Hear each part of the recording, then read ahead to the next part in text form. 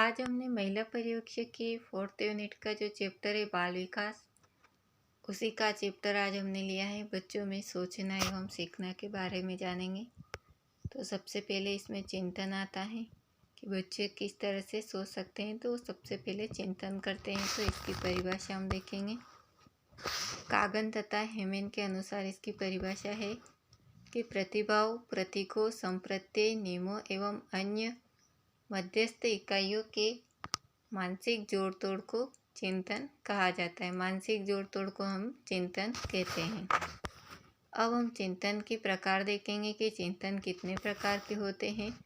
तो 3 प्रकार के होते हैं। पहला है अभिसारी चिंतन, दूसरा है सृजनात्मक चिंतन और तीसरा है आलोचनात्मक चिंतन। तो इसमें अभिसारी चिंतन की डेफिनेशन देखने वाले हैं कि अभिसारी चिंतन किसे कहते हैं। तो अभिसारी चिंतन को निगमनात्मक चिंतन भी कहा जाता है। अभिसारी चिंतन में व्यक्ति दिए गए तथ्यों के आधार पर कोई सही निष्कर्ष निकालता है। जैसे 5 और 3 का गुणा करने पर क्या आएगा, यह सोचना अभिसारी चिंतन का उदाहरण है। अब है अपसारी चिंतन। इस तरह के चिंतन को आगमनात्मक चिंतन कहा जाता है। इस तरह के चिंतन में व्यक्ति दिए गए तथ्यों में अपनी ओर से कुछ नया जोड़कर एक निश्चित निष्कर्ष पर पहुंचता है। इस प्रकार का चिंतन सृजनात्मक बालकों में पाया जाता है। आलोचनात्मक चिंतन देखेंगे अब। तो आलोचनात्मक चिंतन में व्यक्ति किसी वस्तु, घटना या तथ्य की सच्चाई को स्वीकार करने से पहले उसके गुण दोष की परख कर लेता है। छात्रों में चिंतन विकास के लिए क्या करना चाहिए, हमें क्या उपाय करने चाहिए जिससे छात्रों में चिंतन का विकास हो जाए। तो हमें कक्षा में किसी एक विषय पर चर्चा करें, बच्चों से गहन सोच वाले प्रश्नोत्तर करें, चिंतन के लिए अधिक से अधिक अवसर प्रदान करें, छात्रों को चिंतन करने के लिए प्रोत्साहित करें। अब है सीखना। पहले हमने चिंतन के बारे में पढ़ा था, अब हम सीखना के बारे में जानेंगे। तो इसकी डेफिनेशन है, सामान्य अर्थों में सीखना व्यवहार में परिवर्तन कहलाता है। हम यूँ कह सकते हैं कि बच्चा जब बड़ा होता है तो उसके व्यवहार में परिवर्तन होता रहता है, तो इसी की वजह से वो सीख सकता है। गेगनी के अनुसार सीखने के प्रकार हैं। तो सबसे पहले जो प्रकार दिया गया है इसमें सांकेतिक सीखना है, फिर जो आता है उद्दीपन अनुक्रिया सीखना, फिर आता है सरल श्रृंखला का सीखना, शाब्दिक साहचर्य सीखना, विभेदीकरण सीखना, संप्रत्यय सीखना, फिर नियम सीखना और समस्या समाधान सीखना। गेगनी ने जो नियम बताए हैं वो नीचे से चलते हैं। अब पियाजे के द्वारा देखेंगे कि पियाजे का संज्ञानात्मक विकास का सिद्धांत हम जानेंगे। तो पियाजे के संज्ञानात्मक विकास के सिद्धांत को जानने से पहले कुछ महत्वपूर्ण बातें जानना जरूरी है जो निम्नलिखित है। पहला है अनुकूलन। पियाजे के अनुसार बालकों में वातावरण साथ समायोजन करने की प्रक्रिया जन्मजात होती है, जिसे अनुकूलन कहते हैं। अब अनुकूलन भी 2 तरह के होते हैं। पहला है आत्मसात्करण और दूसरा है समायोजन। तो आत्मसात्करण देखेंगे सबसे पहले कि इसे क्या कहते हैं। तो जब बच्चा अपने पूर्व ज्ञान का सहारा लेकर कोई नई क्रियाएं सीखता है उसे आत्मसात्करण कहते हैं। यानी हम कह सकते हैं कि बच्चे को कुछ नॉलेज होता है, उसी का सहारा लेकर कुछ और वो क्रिया करता है, उसी के द्वारा वो कुछ और भी सीख लेता है। अब है समायोजन। तो इस प्रक्रिया में पूर्व ज्ञान काम नहीं आता, बल्कि बच्चा नए ज्ञान के लिए अपने व्यवहार में परिवर्तन कर समायोजन कर लेता है। अब है स्कीम्स। तो इन्होंने व्यवहारों का संगठित पैटर्न जिसे आसानी से दोहराया जा सके स्कीम से कहलाता है। जैसे बच्चे का स्कूल के लिए तैयार होना, नाश्ता करना, स्कूल बैग पैक करना, आदि स्किम्स हैं, यानी स्किम्स की मदद लेके कुछ भी कार्य करना वो स्किम्स कहलाता है। अब है स्कीमा के बारे में पढ़ेंगे। स्कीमा से तात्पर्य ऐसी मानसिक संरचना से है जिसका सामान्यीकरण किया जा सकता है। पियाजे के संज्ञानात्मक विकास की अवस्थाएं हम देखेंगे। इसमें अवस्थाएं जो है, पहली है ठोस संक्रिया की अवस्था, दूसरी है संवेदी पेशी अवस्था, तीसरी अवस्था है औपचारिक संक्रिया की अवस्था, पाक संक्रियात्मक अवस्था। तो सबसे पहले जो अवस्था थी ठोस संक्रिया की अवस्था, उसके बारे में जानेंगे।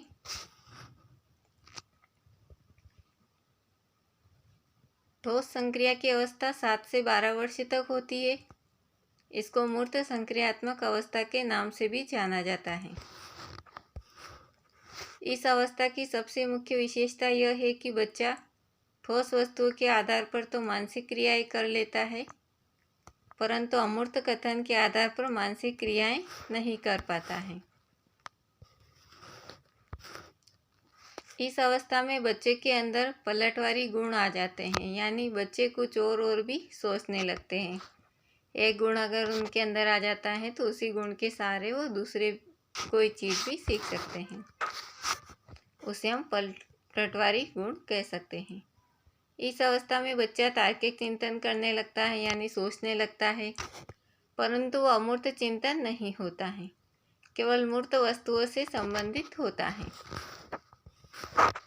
दूसरा है संवेदी पेशी अवस्था। तो संवेदी पेशी अवस्था जन्म से 2 वर्ष तक चलती है। अब इसमें भी शामिल होते हैं कि इंद्रजनित गामक अवस्था होती है, संवेदी प्रेरक अवस्था होती है, संवेदी प्रणोद अवस्था के नाम से भी जाना जाता है। अब इसकी विशेषताएं देखेंगे कि जन्म से 30 दिन तक का जो बच्चा रहता है केवल प्रतिवर्त क्रियाएं करता है, उदाहरण चूसना आदि। 1 से 4 महीने में बच्चा इन प्रतिवर्त क्रियाओं को दोहराता है, यानी कुछ बच्चे होते हैं जो हाथ के जो अंगूठे होते हैं वो मुंह में ले लेते हैं, पैर के अंगूठे लेने की कोशिश करते हैं, तो वो जो क्रियाएं करता है बच्चा वो दोहराने लगते हैं 1 से 4 महीने में बच्चे। 4 से 8 माह में बच्चा वस्तुओं को उलटने पलटने लगता है और जानबूझकर उन क्रियाओं को दोहराता है जो उसे अच्छी लगती हैं। 8 से 12 माह में बच्चा कुछ सामान्यीकरण करने लगता है। 12 से 18 माह में बच्चा प्रयास एवं त्रुटि से सीखना प्रारंभ करता है, वस्तुओं को तोड़ता है, फोड़ता है और जोड़ता है। किसी भी चीज़ को ले लेगा, उसको तोड़ेगा, फोड़ेगा और बाद में उसको जोड़ने का वो प्रयास करता है। 18 से 24 माह में बच्चा वस्तु स्थायित्व का गुण आ जाता है, इसलिए 3-4 माह में बच्चा यह सोचता है कि किसी वस्तु का अस्तित्व तब तक होता है जब तक उसके सामने है। इस अवस्था की क्रियाएं मुख्यतः संवेदनाओं पर आधारित होती हैं। तीसरी है औपचारिक संक्रिया की अवस्था हम पढ़ेंगे। तो औपचारिक संक्रिया की अवस्था जो है 12 वर्ष से वयस्कावस्था तक चलती है। इसमें जो शामिल जो है अवस्था वो है अमूर्त चिंतन की अवस्था, अमूर्त संक्रियात्मक अवस्था, औपचारिक अवस्था के नाम से भी जाना जाता है। अब इसकी विशेषताएं हैं कि मानसिक विकास परिपक्व हो जाता है। इस अवस्था में सभी प्रकार के विकास उच्च स्तर पर होते हैं। इस अवस्था में बच्चा स्वयं समस्या समाधान करने लगता है। अमूर्त चिंतन इस अवस्था की मुख्य विशेषता है। इस अवस्था में संज्ञानात्मक विकास उच्च स्तर का होता है। चौथा जो है वो है पाक संक्रियात्मक अवस्था। तो यह अवस्था जो है 2 से 7 वर्ष तक होती है। इसको पूर्व संक्रियात्मक अवस्था तथा पूर्व क्रियात्मक अवस्था भी कहते हैं। इनकी विशेषताएं हम देखेंगे। सबसे पहला है कि इस अवस्था में बच्चा जोड़, गुणा, भाग आदि संक्रियाएं करने लगता है, परंतु इनके पीछे के सिद्धांतों को नहीं समझ पाता कि वो जोड़, गुणा, भाग क्यों कर रहा है। बच्चों में पलटावी गुण नहीं होता है, अर्थात बच्चा यह समझता है कि 3 × 3 = 9 हुआ, परंतु यह नहीं समझ पाता है कि 9/3 = 3 कैसे हुआ। अब कोहबर्ग का नैतिक विकास का सिद्धांत हम पढ़ेंगे। कोहबर्ग के अनुसार जन्म से 3 वर्ष तक की अवस्था में नैतिकता की अनुपस्थिति होती है, क्योंकि इस स्तर पर उसे यह समझ नहीं होती है कि सही और गलत के बारे में चिंतन नैतिक तर्कड़ा कहलाती हैं। अवस्थाएं जानेंगे इसकी अवस्थाएं मुख्य रूप से 3 होती हैं, लेकिन प्रत्येक अवस्था को 2-2 भागों में बांटा गया है। तो पहली अवस्था है पूर्व रूढ़िगत और पूर्व परंपरागत अवस्था। तो इनके 2 भाग बांटे गए हैं। तो पहला है दंड एवं आज्ञाकारिता उन्मुक्ता और दूसरा है साधनात्मक सापेक्षवादी उन्मुक्ता। पूर्व रूढ़िगत अवस्था 4 से 10 वर्ष तक होती है। इसमें भी पहले थी दंड एवं आज्ञाकारी उन्मुक्ता, तो इसको देखेंगे। इस अवस्था में बच्चा व्यवहार दंड से बचने के लिए बड़ों की आज्ञा मानने के लिए करता है। साधनात्मक सापेक्षवादी उन्मुक्ता, इस अवस्था में बच्चों को पुरस्कार पाने की अभिप्रेरणा प्रबल होती है।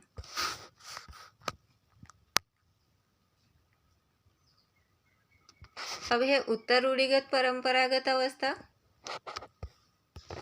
तो इस अवस्था में बच्चा समाज में प्रचलित नियमों से ऊपर उठकर सोचने लगता है। इसके भी 2 भाग होते हैं। इसमें पहला भाग है सामाजिक अनुबंधन उन्मुक्ता और दूसरा है सार्वजनिक नीतिपरक सिद्धांत उन्मुक्ता। तो सबसे पहले हम सामाजिक अनुबंधन उन्मुक्ता देखेंगे। तो सामाजिक अनुबंधन उन्मुक्ता में बच्चे उन नियमों व सिद्धांतों को सही मानते हैं जो संवैधानिक रूप से सही हैं। फिर दूसरा है सार्वजनिक नीतिपरक सिद्धांत उन्मुक्ता में इस अवस्था में बच्चे केवल स्वयं का नहीं बल्कि सभी के हित का सोचने लगते हैं। समाज कल्याण की भावना उनमें उत्पन्न होने लगती है। तीसरी अवस्था थी जो हमारी रूढ़िगत या परंपरागत अवस्था। तो यह अवस्था 10 से 13 वर्ष तक होती है। इस अवस्था में बच्चा अपने समाज तथा परिवार में प्रचलित नैतिक मानकों को स्वीकार कर उन्हीं का पालन करता है। उत्तम लड़का लड़की की उन्मुक्ता, इसमें अनुमोदन पाने या प्रशंसा करना। दूसरा है सामाजिक क्रम संपोषित उन्मुक्ता। तो बच्चे यह समझते हैं कि समाज की उन्नति व शक्ति के लिए प्रत्येक व्यक्ति को सामाजिक नियम मानने चाहिए। वाइगोत्स्की के सामाजिक विकास का सिद्धांत हम देखेंगे। तो वाइगोत्स्की के अनुसार जो है, वाइगोत्स्की के सिद्धांत के अनुसार बालक का कोई भी विकास समाज के बिना या समाज के बाहर नहीं हो सकता। वाइगोत्स्की का है सिद्धांत कि बच्चे जो होते हैं, बालक, वो विकास जो उनका होता है वो समाज के बिना और समाज के बाहर नहीं हो सकता। उनको दोनों की आवश्यकता होती है। फिर बाल्यावस्था में बच्चे विद्यालय जाने लगते हैं तथा उनके सामाजिकता का दायरा बढ़ जाता है। जन्म के समय शिशु का व्यवहार सामाजिकता से काफ़ी दूर होता है। इसे केवल शारीरिक आवश्यकताओं की पूर्ति की इच्छा होती है।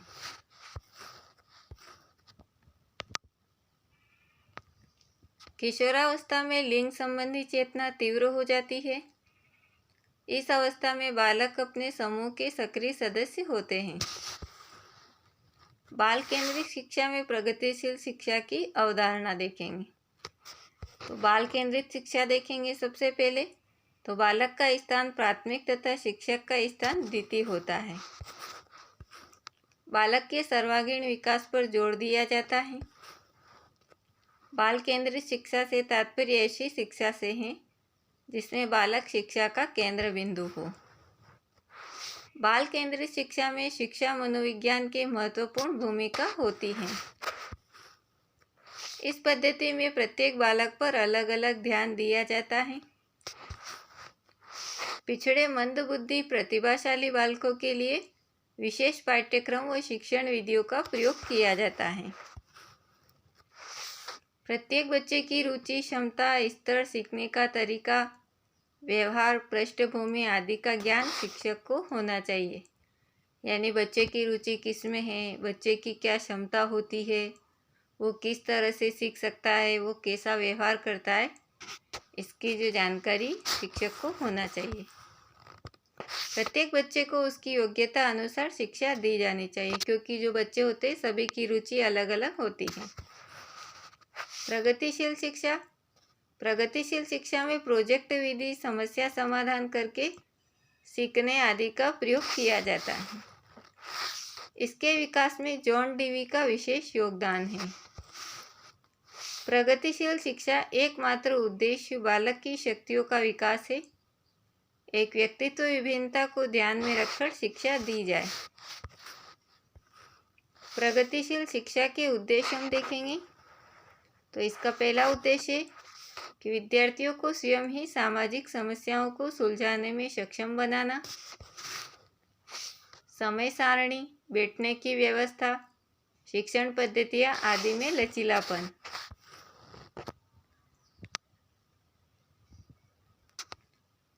बच्चे को प्रत्यक्ष अनुभव प्रदान किए जाए।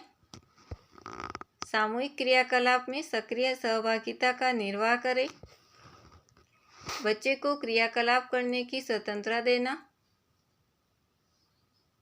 शिक्षा विधि व अधिगम को व्यवहारिक बनाना। बालक के मनोविज्ञान को समझना और बालक के सर्वांगीण विकास पर बल देना। और प्रगतिशील शिक्षा के उद्देश्य हम देखेंगे। पहला उद्देश्य है विद्यार्थियों को स्वयं ही सामाजिक समस्याओं को सुलझाने में सक्षम बनाना। समय सारणी, बैठने की व्यवस्था, शिक्षण पद्धतियाँ आदि में लचीलापन। बच्चे को प्रत्यक्ष अनुभव प्रदान किए जाए। सामूहिक क्रियाकलाप में सक्रिय सहभागिता का निर्वाह करें। बच्चे को क्रियाकलाप करने की स्वतंत्रता देना। शिक्षा विधि व अधिगम को व्यवहारिक बनाना। बालक के मनोविज्ञान को समझना। बालक के सर्वांगीण विकास पर बल देना। ये इसके उद्देश्य हैं।